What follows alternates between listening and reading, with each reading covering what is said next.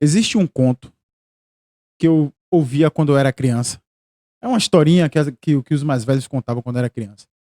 Que tinha uma criança que todas as vezes ela trollava a mãe.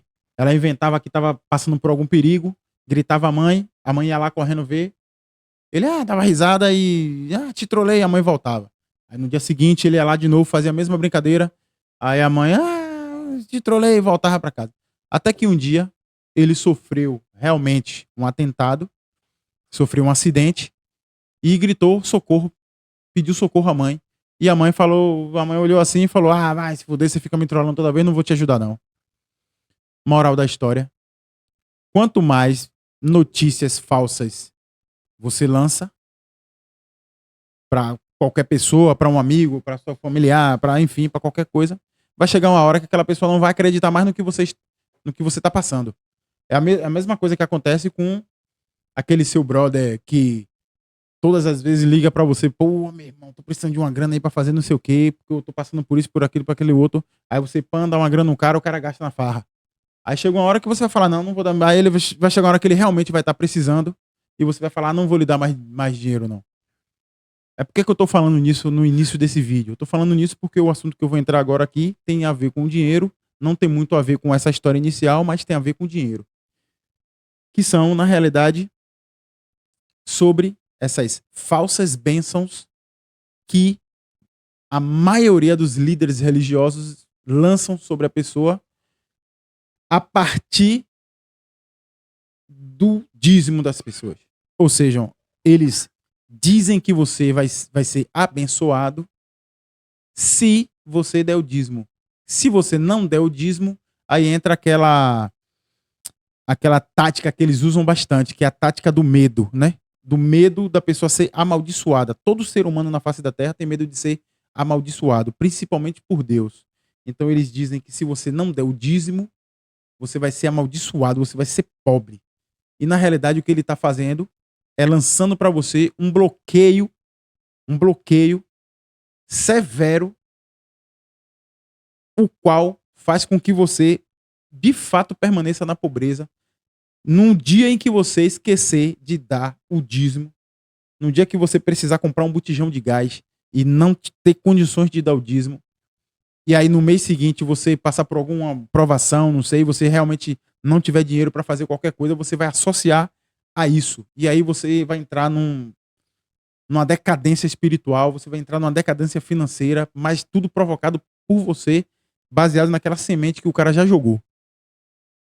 E aí eu comecei a assistir alguns vídeos aqui, né? E achei um vídeo do Rodrigo Silva explicando sobre esse tal dízimo, que é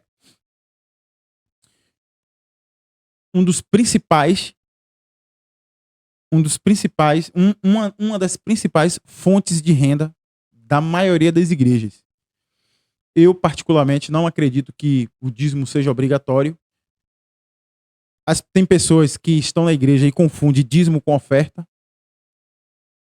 E eu acredito que Deus, ele não está nem aí para o seu dinheiro. O fruto do seu trabalho, o fruto do seu suor para sustentar a sua família, para manter a sua vida, entendeu? Para comprar o que você quer, fazer, enfim. Não para você manter vida boa desses pastores. E aí, antes de eu colocar o vídeo dele falando aí, eu quero associar essa minha fala ao conto que eu falei anteriormente. Hoje em dia, pouquíssimas pessoas, pouquíssimas não, porque falar pouquíssimas também é muito pesado, mas hoje em dia muitas pessoas já estão abrindo os olhos para essa situação do dízimo nas igrejas, que elas ouviram, tem pessoas que já são coroa, já tá vivido e sempre ouvindo a mesma lorota das igrejas, todo domingo a pregação é a mesma, dízimo, você tem que dar o dízimo, que Deus vai lhe abençoar. E as pessoas chegam uma hora que cansa, porque as pessoas se veem na situação de doar, de dar o dízimo, aquilo que deveria ser de coração, elas dão por pura pressão e por pura troca. Elas dão porque querem a bênção. E aí elas não recebem a bênção, porque Deus não está nem aí para essa bênção. Deus não está nem aí para isso. e aí não recebe a bênção, e as pessoas vão abrindo os olhos e termina que essas pessoas param simplesmente de dar o dízimo, ou então não ensinam com que seus filhos continuem dando dízimo para si e perpetuar essa dizimaria toda que daí, né? Até o pastor lá, esqueci o nome dele, lá criou o trízimo, né? Mas eu vou dizer, eu vou tocar o vídeo aqui agora. O povo tinha que peregrinar até o santuário em Shiló. E o santuário devia funcionar continuamente para lembrar as 12 tribos quem eles são, a quem eles pertencem, qual é o Deus de Israel e o significado mais bonito, que era o evangelho em símbolos. Agora, como é que esse santuário deveria funcionar? Ele deveria funcionar com pessoas que se dedicassem 24 horas para aquilo. Agora, levando em consideração que era uma população agrícola... Como que iriam se manter, né, ali? Exatamente. Você tem guerra, você Sim. tem que mandar o filho para a guerra, você tem que colocar pessoas para te proteger, você tem que plantar e colher, isso toma muito tempo. Então Deus decidiu o seguinte: a tribo de Levi, que é a tribo dos filhos de Aharon, a tribo de Levi vai cuidar do santuário. E para que eles tenham tempo para cuidar apenas do santuário, que é muito detalhado, eles não vão plantar nem vão colher. Vocês vão tirar 10% de toda a sua colheita, de tudo que vocês ganham. Na época não havia dinheiro em forma de moeda. A moeda só vai ser inventada lá pelo 8º século a.C. Vocês vão tirar 10% de tudo e levar para o santuário para a manutenção daqueles que trabalham na obra, na tribo de Levi. Então eles levavam de que forma? Levavam em forma de cereais, ou em forma de animais, ou em forma de ciclos de prata. Quando alguém vendia, porque os ciclos de prata eram pedaços de prata que pesavam numa balança. Então é como se eu falasse assim: Karina, eu quero comprar esse tipo óculos. o quilo do ouro. Que Exatamente. a gente já... Quanto que custa esse sofá? Esse sofá aqui custa 300 gramas de prata. Aí eu pego 300 gramas de prata e te dou pedaços de prata. Depois inventaram a moeda. Então as pessoas deveriam levar para manutenção. E os da tribo de Levi, para não se enriquecerem, eram os únicos que não tiveram uma terra para eles. Eles viviam sustentados dos dízimos que os outros davam. Observe aí a diferença que há nessa história. Essa é uma história que está no Velho Testamento, né?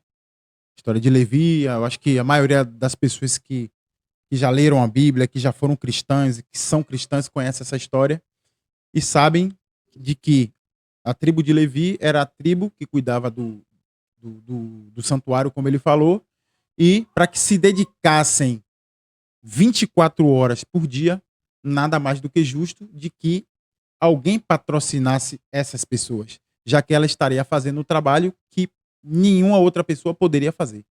É como um atleta, por exemplo. Para que um atleta... Logicamente que esse exemplo é bem bosta, né? Mas para que um atleta ele possa fazer o trabalho dele 24 horas por dia, se dedicar única e exclusivamente àquele trabalho, àquele esporte, empresas patrocinam ele para que ele faça aquilo, e em troca, eles representam o nome da empresa quando eles vão fazer as disputas deles pelo mundo afora. É a mesma coisa. E essa ideia, esse contexto, só o contextozinho que ele contou aí na frente aí, é o contexto que hoje em dia as igrejas tentam dizer que está fazendo e não é. É aí que está o problema.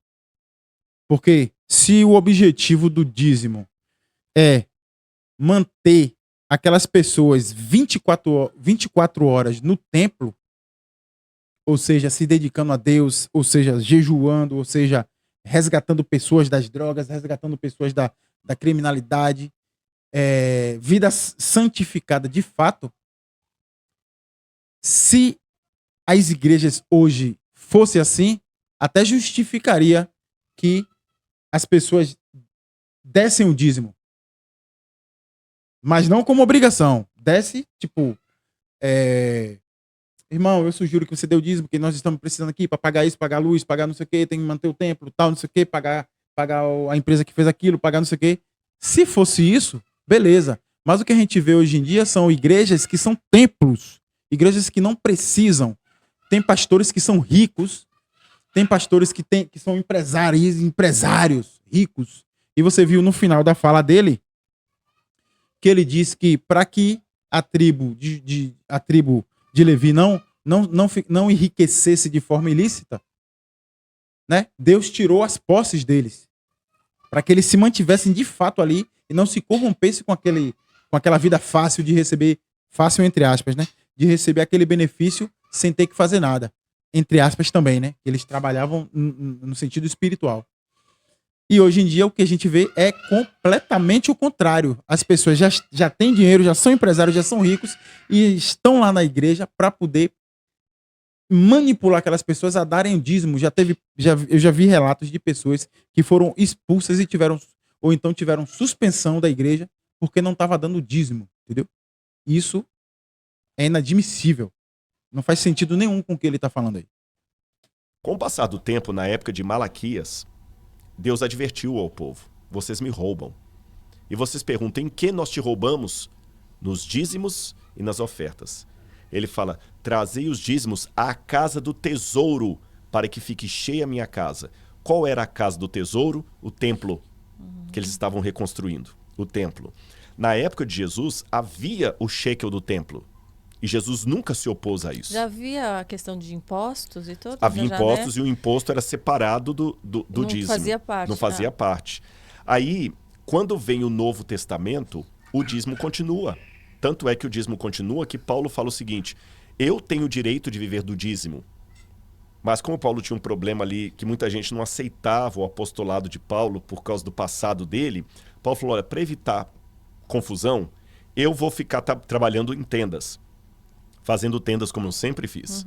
Mas eu teria o direito de viver do evangelho, viver do dízimo. Quem prega o evangelho tem o direito de viver dele, dizia Paulo. E as igrejas cristãs sempre tiveram o dízimo. Então a função do dízimo é a manutenção da obra de Deus. Então, ponto e ponto e ponto. Isso que ele falou aí é um ponto final. O dízimo, teoricamente, é para manutenção da obra de Deus. Então, seria muito bom, muito justo se essas denominações, ao invés de ficarem brigando entre elas para ver quem tem mais membro, para ver quem é mais santo, para ver quem é mais esperto, você vê pastores indo no YouTube pregar, e aí ele chega já cheio de soberba, já fala assim: porque as pessoas não sabem o que estão falando. Porque eu abro a Bíblia aqui, eles não sabem o que fala. Quem sabe o que fala sou eu. Aí vai lá, abre a Bíblia, porque aqui fulano quis dizer não sei o quê. Então é uma disputa desnecessária que afasta as pessoas. Enquanto isso, eles ampliam, eles maturam, eles deixam a habilidade deles de enganação das pessoas muito mais apurada.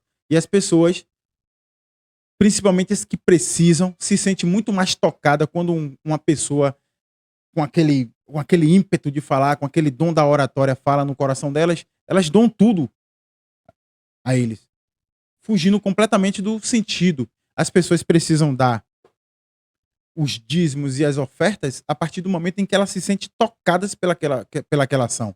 Então, se as igrejas, né, tivessem, ao invés dessa briga, elas se tivessem uma coordenação geral para que qualquer um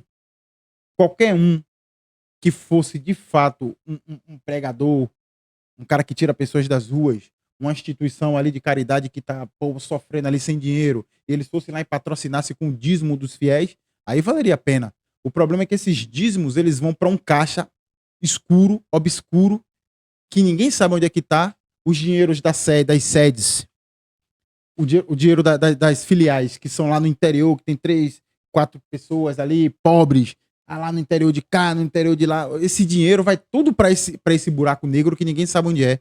E aí é dividido de uma forma que ninguém sabe onde é, sabe como é. E aí você vê, quando tem esses congressos gigantescos que também são feitos única e exclusivamente para arrecadar dinheiro, quando tem esses congressos, o que acontece é o quê? É que os pastores chegam lá de Ferrari, chegam lá de BMW, chegam lá de picape, né? E os fiéis indo andando, cadeira de roda, vai de cadeira de roda, Aí, às vezes, o cara tá precisando de uma cesta básica em casa. O cara faz uma burocracia, parece político, uma burocracia arretada para poder dar uma cesta básica a um fiel. Um fiel tá precisando de um remédio. Um fiel, sei lá, foi acometido com uma doença grave. E aí a família não tem dinheiro. Chega na igreja pro pastor, minha família não tem dinheiro. Ou o tratamento vai custar 5 mil reais aí, a gente tá precisando. Não, veja só, 5 mil reais para uma igreja, irmão. 5 mil reais. Tá brincando comigo? Fela da puta. Não, eles não dão. Raro. É uma igreja, é uma denominação, é um pastor que faça assim, não, beleza, eu vou agilizar para sua família.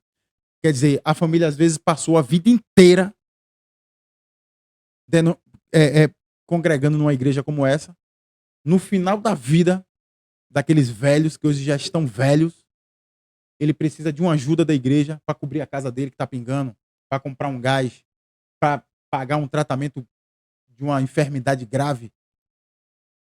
Muitas não dão. Então, esse falso alarme de que você vai ter bênção o tempo todo e quando você de fato precisa, eles não dão, isso está afastando as pessoas da onde deveria estar. Mesmo que tenha muitos que não acreditem e tal, mas a igreja tem uma função social nesse mundo que é resgatar pessoas e mudança de caráter. É o que Jesus ensinou na Bíblia. E é o que as pessoas estão esquecendo. Infelizmente. Valeu, galera. Muito bom por assistir esse vídeo aí. E se inscrevam no canal. Se chegou até aqui o final e viu essa mensagem, se inscreva no canal. Por favor, mande uma mensagem e me critiquem se achou meu comentário ruim.